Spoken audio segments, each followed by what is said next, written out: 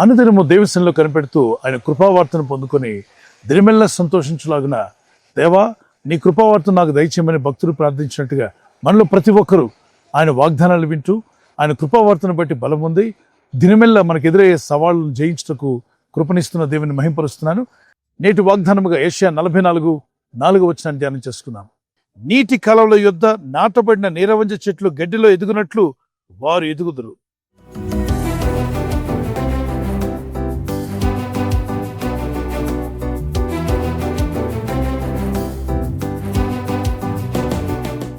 మనం భయభక్తిగా జీవిస్తున్నప్పుడు మన జీవితాలను భయాలు తొలగించి చింతను వేదన తొలగించి మనలను ఎలా ఆశీర్వదిస్తాడో ఒక ఉదాహరించి మాట్లాడుతున్నాడు. నీటి కాలువల యొద్ద నాటబడినటువంటి నీరవంజ చెట్లు గడ్డిలో ఎదిగినట్లుగా వారు ఎదుగుదురు. అంటే నీ ఎదుగుదల, మీ ఆత్మీయ జీవితం, మీ ఆర్థిక విషయాల్లో, మరి అన్ని రంగాల్లో మీరు ఎదగాలి. మీ ఎదుగుదల గురించి మాట్లాడుతున్నాడు. నీరున్నప్పుడు చెట్లు బాగా ఎదుగుతాయి, ఏపుగా ఎదుగుతూ ఉంటాయి. ఎందుకంటే నీరు వాటికి జీవం లాంటిది. మనకు జీవము దేవుని వాక్యము, దేవుని ఉన్న విశ్వాసము, ప్రార్థన జీవితం.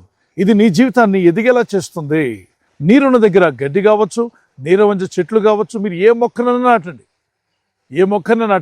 అది చక్కగా ఎదిగి ఫలాలు ఇచ్చే చెట్లు ఫలాలు ఇస్తుంటాయి, పుష్పించే చెట్లు చక్కగా పుష్పిస్తూ ఉంటాయి. ఎందుకని?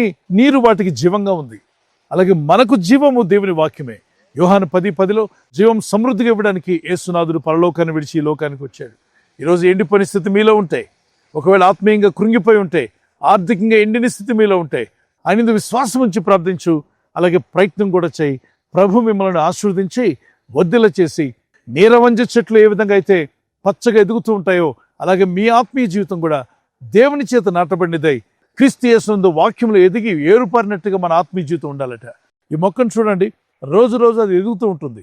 చిన్నగా నాటిన మొక్క నెమ్మదిగా ఎదగడం ప్రారంభిస్తుంది, ఆగిపోదు. కారణం నీటి సహాయం వల్ల అవి ఎదుగుతున్నట్టు దేవుని సహాయం వల్ల మీరు ఎదగబోతున్నారు, మీరు అభివృద్ధి పొందబోతున్నారు. మీరు ఆశీర్వదించబడి దేవుని కృపలో, దేవుని దయలో మీరు ఇంకా మేలొందిన వారై వర్ధిల్లి దేవుని ఘనపరిచేవారుగా, దేవుని మహిమ తెచ్చేవారుగా మీరు ఉండాలి. అందుకే అంటాడు, ఆయన రాజ్యము నీతిని మొదట వెదకండి, అప్పుడు మీ అక్కర్లన్నీ కూడా తీర్చబడతాయి. మీకు చాలా అక్కర్లు ఉండొచ్చు. When you seek ye first the kingdom of God, then everything shall be added unto you అన్నాడు. So God will add blessings to your life and your children and your family, in your finance, in your job, in your business, whatever you do.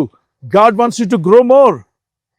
First of all, grow more in faith, in prayer, in holiness, in God's grace, and also God's blessings. దేవుడి ఇచ్చేటువంటి కృపలో, దేవుని దయలో, దేవుని పరిశుద్ధతలో, విశ్వాసంలో ఎదుగుతూ ఆర్థికంగా కూడా మీరు ఎదగాలి. దేవుడు మిమ్మల్ని అలా ఎదిగింప చేయడానికి ఉదాహరణ చెప్తున్నాడు. ఆయనందు భయభక్తి కలిగిన వారి జీవితాలు ఎలా ఉంటాయట?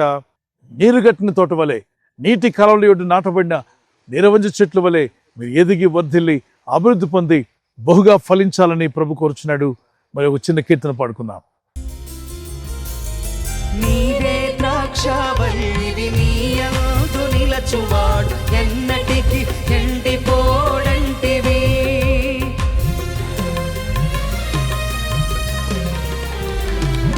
నీవే ద్రాక్షవల్లివి, నీయందు నిలచువాడు ఎన్నటికి ఎండిపోడంటివి.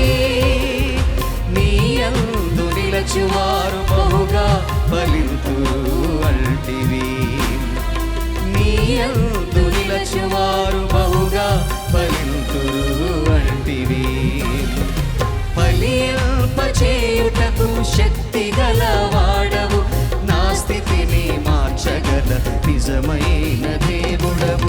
ఫలింపచేయుటకు శక్తి గలవాడవు, నా స్థితిని మార్చగల నిజమైన దేవుడవు.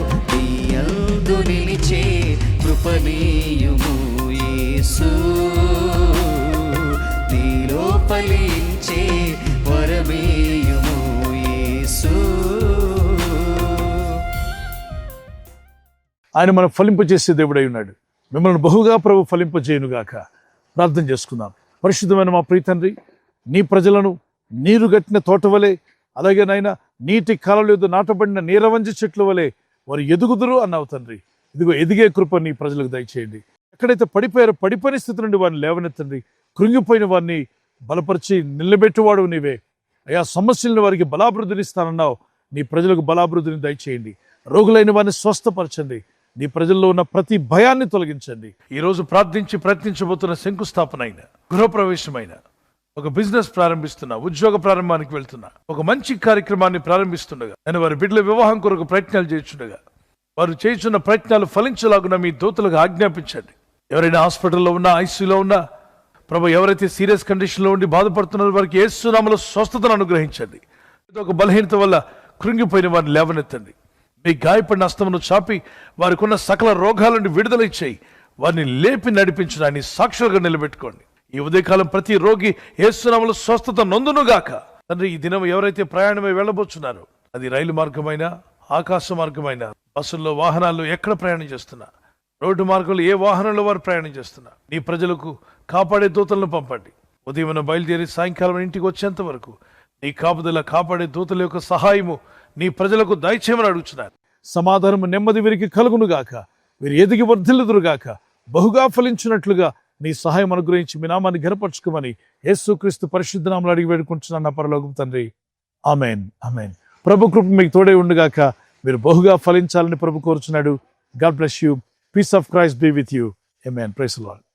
మీరు విన్న ఈ వాగ్దానం మీతోనే ఉంచుకోకుండా, వాగ్దానం విన్న వెంటనే ఆమెన్ చెప్పి ప్రార్థనలో ఏకీభించి తర్వాత మీ ఫ్రెండ్స్, స్నేహితులందరికీ సోషల్ మీడియాలో షేర్ చేయండి. ఈ లింక్ షేర్ చేయడం, ఇంకా సబ్స్క్రైబ్ చేసుకోకపోతే సబ్స్క్రైబ్ చేసుకోండి. బెల్ ఐకాన్ మీద క్లిక్ చేయండి. ప్రభు కృప మీకు తోడే నడిపించుగాక. God bless you.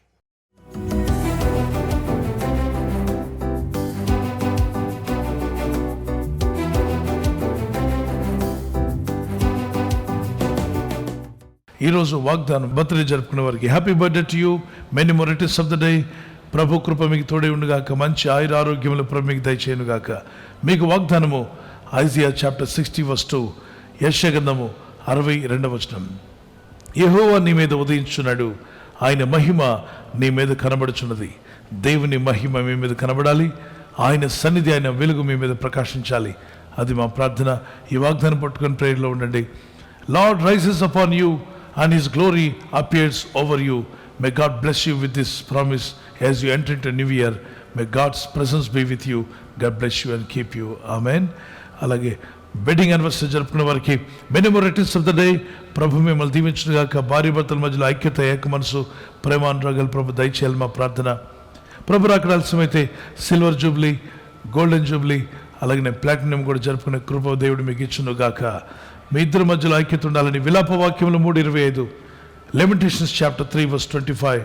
The promise of God says like this: తన్ను ఆశ్రయించిన వారి ఎడల యెహోవా దయాళుడు, తన్ను వెదుకు వారి ఎడల ఆయన దయచూపును. యెహోవాను ఆశ్రయించిన వారి ఎడల ఆయన దయాళుడు, తన్ను అనగా దేవుని వెదుకు వారి ఎడల ఆయన దయచూపువాడు. మీరు ఆ విధంగా ఉండాలి. దేవుని దయను మీరు పొందుకోవాలి. The Lord is good to those who hope in him and to one who seeks him.